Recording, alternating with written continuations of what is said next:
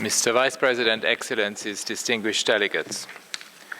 Yesterday's massive missile attacks across Ukraine, including the horrifying strike on Ohmedid, Ukraine's largest children's referral hospital, once again lay bare the disastrous consequences of the war waged against Ukraine by the Russian Federation. I'm outraged by the sight of children already so vulnerable in war, suffering the terror of attack while receiving medical treatment. Appallingly, we see this again and again, not just in Ukraine, but also in Gaza, Sudan, and elsewhere. Our common humanity is lost in such instances. It begs the question, again and again, why the dangerous ideology of past centuries is back with such a vengeance. After all that happened in the 20th century and with the founding of the United Nations, we would have thought the world had overcome such atavistic and perilous thinking. These relentless daily attacks across the country continue to aggravate the human rights situation of civilians, causing physical harm, destroying homes and infrastructure, and ripping families apart, leading to long-term socio-economic challenges, including diminished access to education, loss of livelihood, and poverty. The month of May saw the highest monthly verified civilian casualty number in nearly a year, with 174 civilians killed and 690 injured in Ukraine. According to my team on the ground, between March and May, 436 civilians were killed and 1,760 injured, including children, media workers, healthcare workers, and emergency service personnel. The actual figures are likely much higher. These high civilian casualties are largely the result of the ground offensive and aerial attacks, including with powerful air-dropped bombs that took place in Kharkiv region. And since the 10th of May, nearly 12,000 people were evacuated from the border regions, and several thousand others fled their homes on their own out of fear for their lives. Coordinated, large-scale attacks by the Russian Federation against Ukraine's critical energy infrastructure, deployed through 8 major waves since the 22nd of March, have been the most extensive since the winter of 22-23. Such attacks must stop immediately. They have targeted power, generating and distribution facilities, significantly degrading Ukraine's capacity to generate electricity.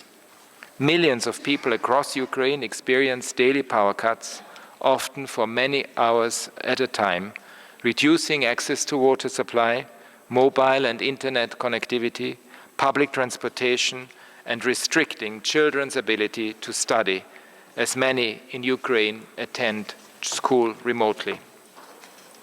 Knock-on effects are expected on employment, tax revenues, and social protection. Price increases are likely to affect groups in situations of vulnerability disproportionately, especially older people with low pensions, the majority of whom are women, persons with disabilities, and people living in poverty.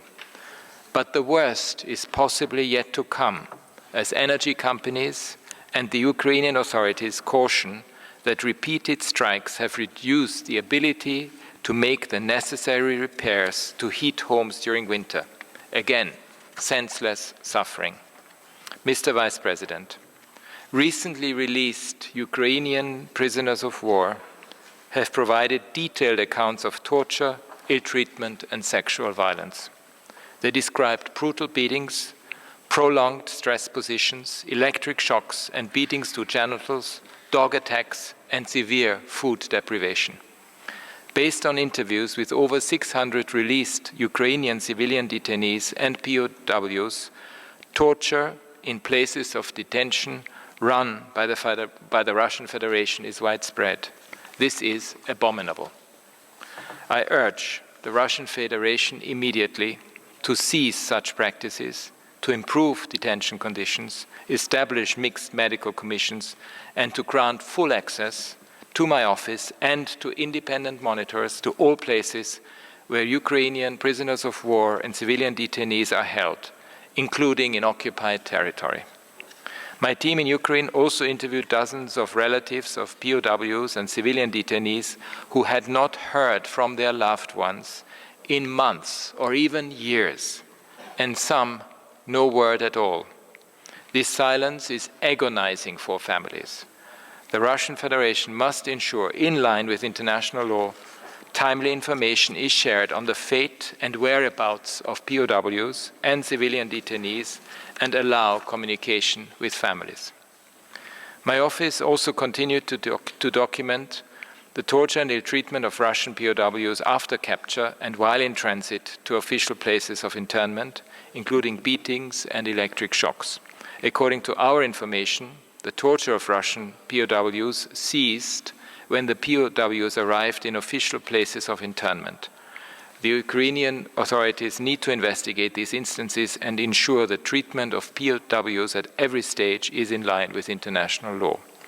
I call for the complete exchange of all prisoners of war and the unconditional release of those civilians unlawfully detained, including in occupied territory, and for their safe return.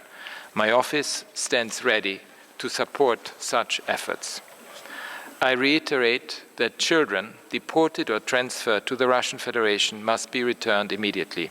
I urge the Russian Federation to provide information to the Central Tracing Agency about all children moved from occupied territory and to facilitate their return to their families.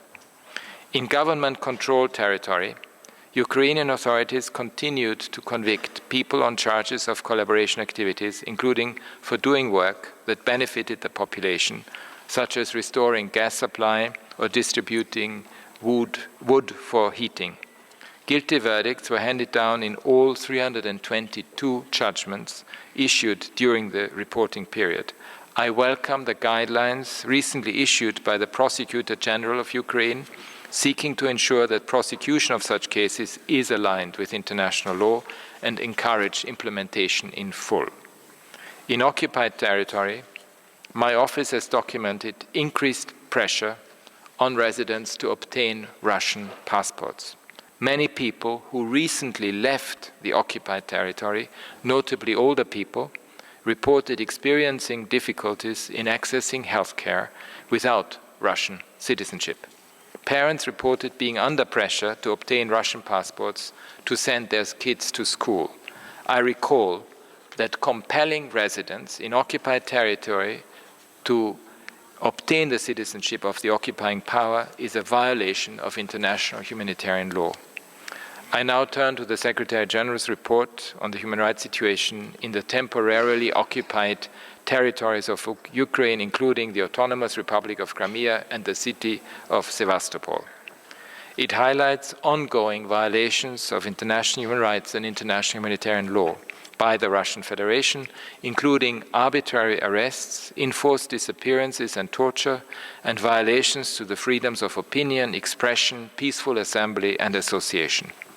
People perceived as opposing the occupation, including bloggers, journalists, supporters of the Majlis of the Crimean Tatar people, and pro-Ukrainian activists are targeted.